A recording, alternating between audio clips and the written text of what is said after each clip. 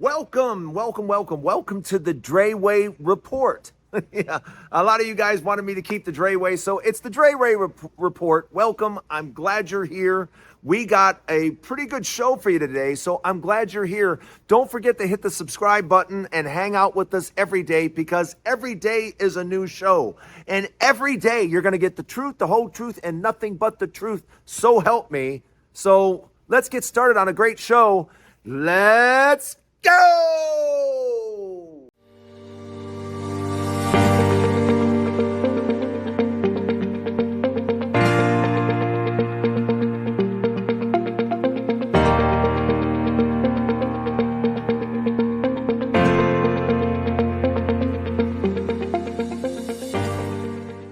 Welcome to the Dray Way. Look, it's time to talk about the destruction of red states across America. Right now, Nebraska is in Washington. Representatives from Nebraska are begging Donald Trump for assistance because they are going to be $500 million short. And in Nebraska, $500 million is a lot of money. And it's a lot of money because they can't sell their farming goods to China because China canceled their order. So here's a $2 billion order that was going to head to China that's no longer heading that way. So the taxes and the revenue money, isn't coming. And there is a lot of people that were working the farms that were paying taxes that are no longer paying taxes because they're not working the farms because of the Trump administration's attack on farm workers and trying to get them out of the country, et cetera, et cetera. So what is Nebraska going to do? I tell you exactly what Nebraska is going to do. They're going to beg the government for money. That's what red states do year after year after year. That's what I want you to understand. Red states constantly beg Washington for money because they don't have any, because it's very poor and they don't have industry and business. And these red states, all they do is each and every year, gimme. I need Medicaid. I need food assistance. I need. And like I said, it's like the old Sam Kenisonson joke. I've mentioned this before. You remember the Sam Kenisonson joke, about, hey, you want to solve world hunger? Stop sending them food. Stop sending them food. And have a conversation and be like, hey, we noticed that we keep bringing food out here. And we also noticed that while we do that, you live in the desert. Yeah, nothing grows out here. Nothing's ever going to grow out here. You got to go where the food is. There's no food here. Nothing grows here. Move. And I feel the same way about red states. Oklahoma, Nebraska, Iowa, West Virginia, Louisiana, Alabama, Mississippi, Arkansas, dump. I mean, just dumps. And they're dumps year after year after year. And they keep voting red. How broke do you have to be? How desperate for money do you have to be before you go, you know what, this whole red thing's not really working out? Yeah, we keep voting for Republicans. They're doing really well. And us, we keep being broker and broker and broker. Poorer and poorer and poorer. How dumb must you be to be in a red state and go, I think, I'm living in squalor. I've got nothing, and I have to beg the government for money. So I'm going to vote Republican again. What? And now you have Nebraska, who thought they had it all down. Hey, we're just going to sell this grain to China. And China went, tell your president to eat the wheat himself. Tell your president he can keep his wheat. Yeah. Oh, joy, happy, joy. Now Nebraska's going, we need money. Yeah, go to the federal government. That's what all you red states do. Guess who else needs money? Kansas, Alabama, Oklahoma. Yeah, I can just go on and on. Mississippi. Yeah. All you farming red states, all you farmers, hey, we're going to vote for Donald Trump. Well, didn't you guys lose 100,000 farms the last time Donald Trump was president? Yeah, we did. We lost a ton of them, but it wasn't me. Sorry, but how effing dumb do you have to be as a farmer to vote Republicans? Republicans don't know anything about farming. Nothing. Zip, zero. And they could care less. How many farmers have been to Mar-a-Lago? How many? How many of you farmers have been invited to go golf with Donald Trump? How many of you? Yeah, I bet not many. Yeah, you want to know why? He don't give a shit about you. He doesn't give a damn. Now, if you had a Democrat in the White House, a Democrat would completely understand a farmer's plight. Completely understand that funds have to be available to help farmers out. Democrats understand farming. They understand workers. They understand workers. See, farmer, you're a worker. And workers are Democrats. Rich people are Republicans. If you're not really rich, you are not a Republican. And all of you red states, I don't know when you guys are going to wake up and figure it out. But all they do is keep taking things from you and giving it to really rich people. They're taking away your food. They're taking away your health care. Your hospitals are going away. Your nursing homes. Bye. Yeah, those are going too. And they're conveniently making sure it happens later on. Not right now. And not all of it's going to happen right now. Most of it's going to happen later on when you throw us out of office because we've been garbage. Yeah. Trump has been president now for 8 months. They've achieved one thing, and that was taking money from you and giving it to rich people. That's what they accomplished. What else they got going on? Nothing. What else they going to get through? Nothing. They got no plans whatsoever. How are they going to make America great again? Have you seen an infrastructure bill? Have you seen a bill to spend $1 trillion to improve our electrical grid? Have you seen that? I mean, we need our airports. Our airports are a joke. Have you seen have you ever been to Newark Airport? How about Detroit? Have you been to some of our airports? They're ridiculous. And what are we doing about it? I don't know. Republicans don't have no plan. And our health care is a complete and total disaster. It's completely run amok. And who's going to fix that? Nobody. Nobody's going to fix that. Why? Why is no one going to fix that? Because Republicans don't care. And that's what I want all of you in the red states to understand. Republicans don't care about you whatsoever. They've already taken from you what they could take this time. And when you put them back in office again, because we're going to have, in 2028, we are definitely going to have a Democrat as president. There's no question about it. There's zero question about it. We're going to have a Democrat in office because everyone's going to watch what this Republican administration does and be like, no, we're not doing this. But the good news is it doesn't matter how good the next Democrat president does. You could have diamonds and gold falling from the sky, and Republicans will be able to convince the American public, we could have even more diamonds and gold falling from the sky. Because we keep seeing it. Republican, Democrat, Republican, Democrat. Republican burns things to the ground. Democrats fix it. They don't fix it fast enough. They go back to Republicans. They steal and rip off and burn the thing to the ground again. And they go, back to Democrats.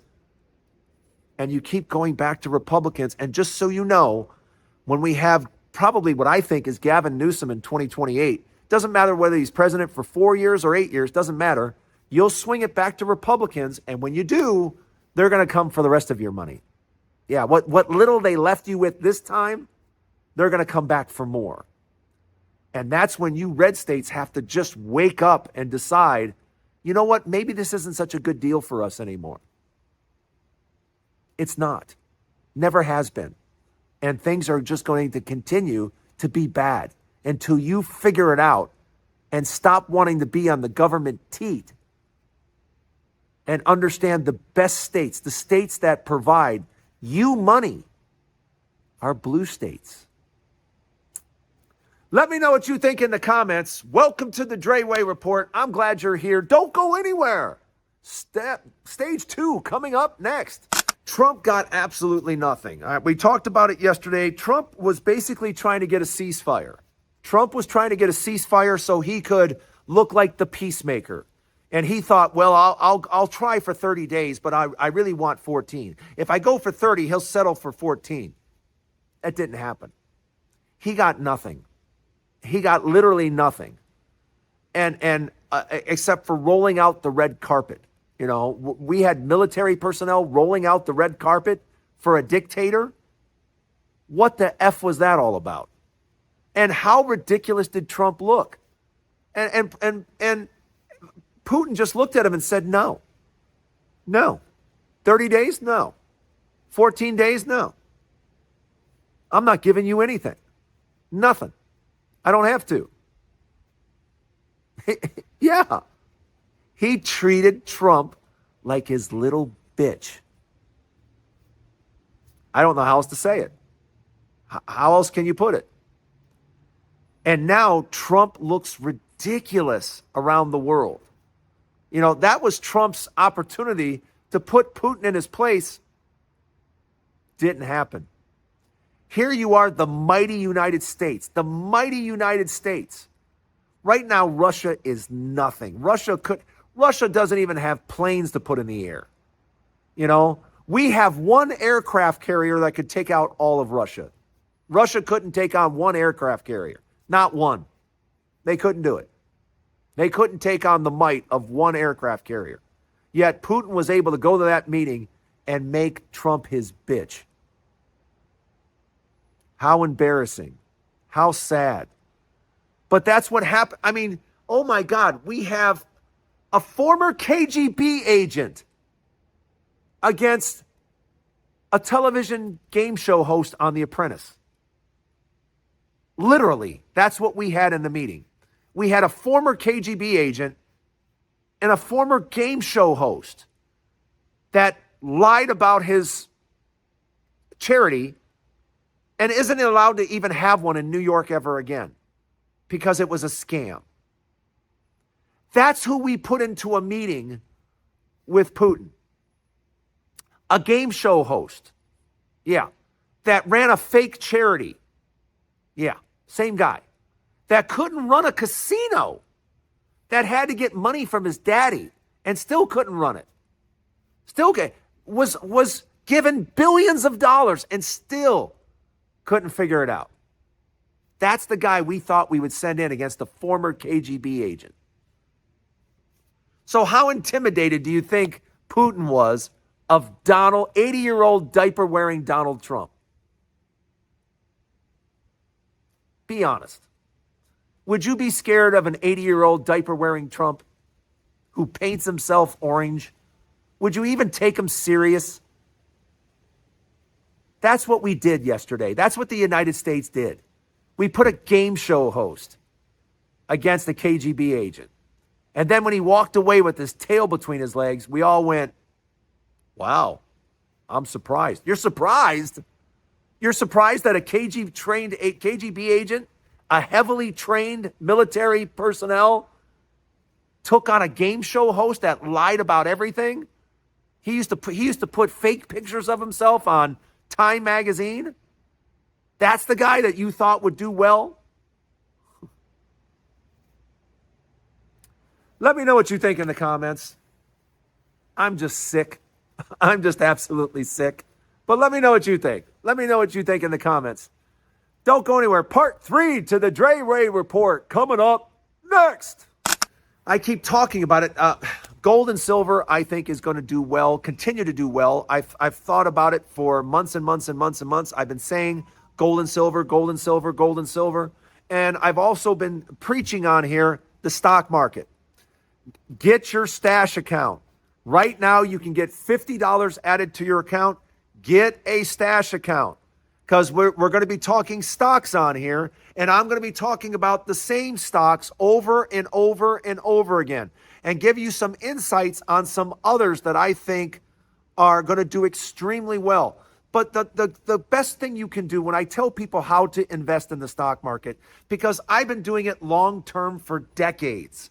You know, I was a stockbroker in the 80s. I was a certified financial planner through IDS American Express. That was my career in the 80s and 90s. I had just started in the industry when we had the crash in 87 in October. That was the day Barb Cease came to me and said, how much money do you got? Let's invest it all. Let's buy right now while everything is crashing and everybody's freaking out. So that's exactly what we did. And I would love to take full credit for it, but Barb was the one right next to me going, let's do it, let's do it, let's do it, let's do it. And as the market was crashing and prices were falling, boom, we were buying. And I learned a lesson then. And the lesson is that no matter how bad it gets, we're going to set a new record. We're going to set a new record. And over again, that's exactly what we've done. You know, we've set a new record. And that's why I firmly believe that the investment future for the next 5, 10, 20 years, it's not real estate, folks. It's not real estate. Real estate is a liability. Your home is not going to make you a millionaire, especially not in this future, because wages simply won't go up enough to let prices go up enough. You know, prices went above wages and now they're coming back down. And they're coming back down because it's a bubble. And until wages go up significantly, prices can't go up significantly. But you know what can go up and will go up? It doesn't even matter who president is. Even this guy can't. Can you imagine if Trump just shut up and stopped the whole tariff thing, where the stock market would be? Can you imagine if business just had some consistency and some decent leadership that just shut the F up? Can you imagine what Americans in the United States would be doing right now if he would just shut up and go sit in a corner and be an 80-year-old man and just, no one wants to hear from you anyway. No one wants to hear what an 80-some-year-old man has to say. Nobody wants to hear it. You're 80 years old. Congratulations. Go sit in the corner and shut up. Sorry, but, you know, you're 80. And at 80, just tell us your stories. I don't want you in charge of anything. I don't want you in charge of a Dairy Queen. Nothing. Just sit back and tell us your stories. I want to hear your stories. You're 80 years old. Tell us some stories. But I don't want you in charge of anything. Absolutely nothing. Let me know what you think in the comments.